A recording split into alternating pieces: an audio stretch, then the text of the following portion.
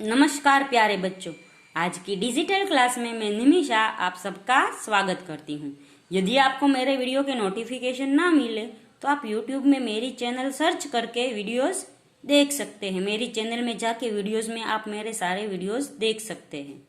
तो बच्चों, इस वीडियो में हम सीखेंगे हिंदी कक्षा 8 का पाठ नंबर 9। पाठ का नाम है ममता और लेखक का नाम है जयशंकर प्रसाद। तो छायावाद के 4 स्तंभों में एक जयशंकर प्रसाद का भी स्तंभ है, यानी 4 स्तंभ, यानी जो छायावाद के लेखक और कवि थे उसमें जयशंकर प्रसाद का नाम भी शामिल है। हमने है वो हिंदी के इतिहास को अलग अलग भागों में बांटा है, उसमें छायावाद भी एक भाग है। जयशंकर प्रसाद द्वारा रचित इस कहानी की नायिका ममता है, ये इसलिए कहानी का नाम ममता रखा है। ममता है वो विधवा होती है और वो है वो उसके पिताजी जो रोहतक दुर्ग के मंत्री है चूड़ामणि थे, और चूड़ामणि है वो उसकी पुत्री का दुख है वो अत्यंत दुख वो सहन नहीं कर सकते। वो है वो चूड़ामणि अपने पुत्री के लिए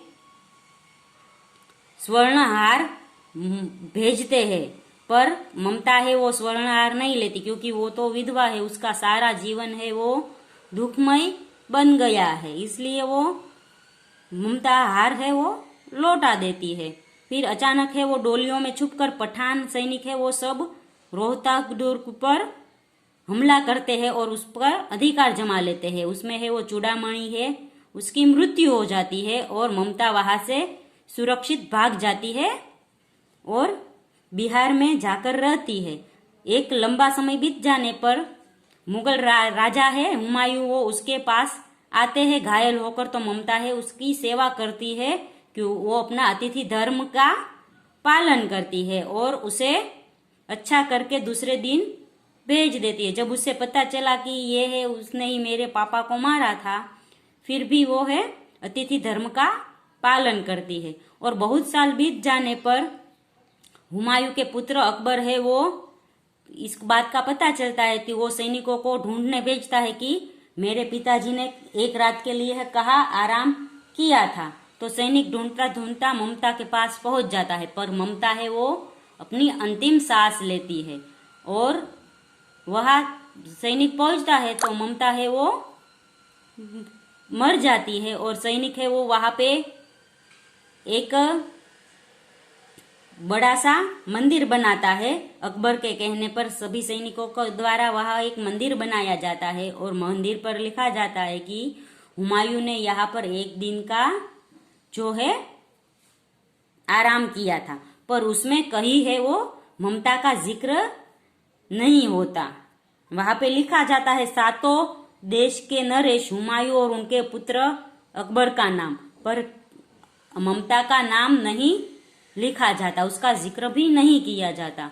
तो इसे हमें कब पता चलता है कि बड़ी बड़ी इमारतें बड़े बड़े जो महल बनाए जाते हैं उसमें सब है वो जो उसके मालिक है उसका नाम लिखते हैं, पर जो वहां पर मजदूर है उसका कोई जिक्र भी नहीं करता।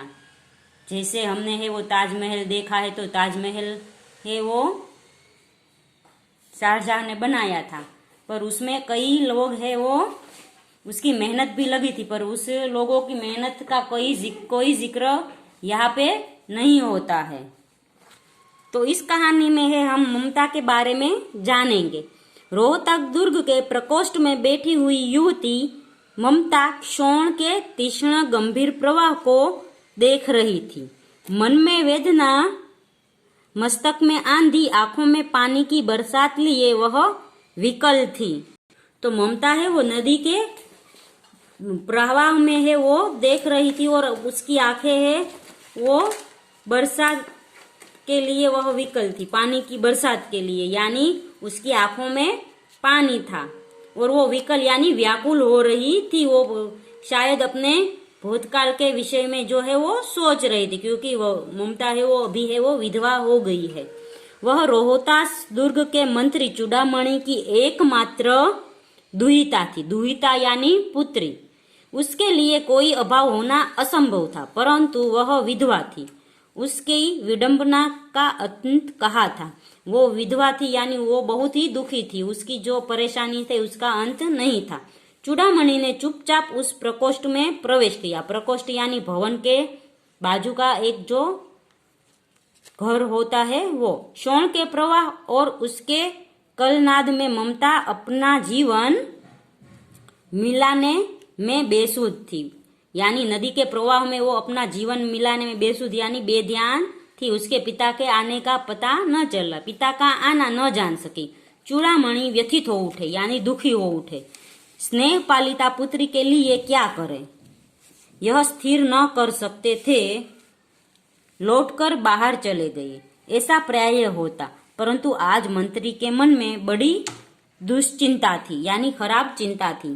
पैर सीधे न पड़ते थे यानी वो लड़खड़ा के चलते थे। एक पहर बीत जाने पर वे फिर ममता के पास आए। एक पहर यानी हमारे है वो 4 पहर होते हैं, उसमें से पहला पहर बीत गया और वो फिर से ममता के पास आए। उस समय उसके पीछे 10 सेवक चांदी के बड़े थालों में कुछ लिए खड़े थे। कितने ही मनुष्यों के पद शब्द सुन ममता ने घूमकर देखा, यानी उसके पगों की आवाज सुनकर उसने घूमकर देखा। मंत्री ने सब थालों को रखने का संकेत किया। अनुचर थाल रखकर चले गए, अनुचर यानी सेवक थाल रखकर चले गए। ममता ने पूछा, यह क्या है पिताजी? तेरे लिए बेटी उपहार है, कहकर चूड़ामणि ने आवरण पलट दिया। आवरण इसलिए उस पे जो ढका हुआ कपड़ा था वो हटा दिया। सुवर्ण का पीलापन उस सुनहरी संध्या में विकीर्ण होने लगा।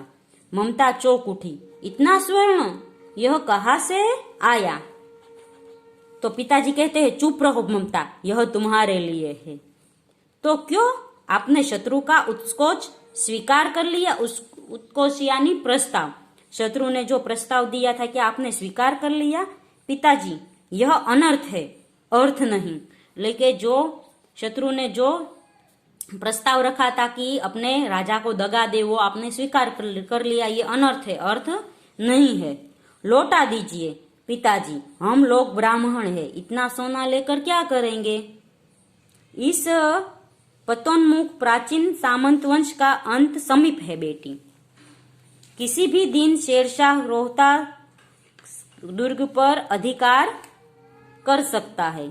उस दिन मंत्रित्व न रहेगा तब के लिए, यानी जो पतनोन्मुख जो सामंत शाही थी वो समीप थी, इसलिए वो है शेरशाह से दोस्ती कर लेता है और उसका जो सोना भिजाया होता है वो ले लेता है। ये है जब हमारे मंत्रित्व यानी मंत्री का पद मेरे लिए नहीं होता तो ये भविष्य की सुरक्षा के लिए मैंने उसके साथ संधि कर ली, ऐसा उसके पिता ने कहा।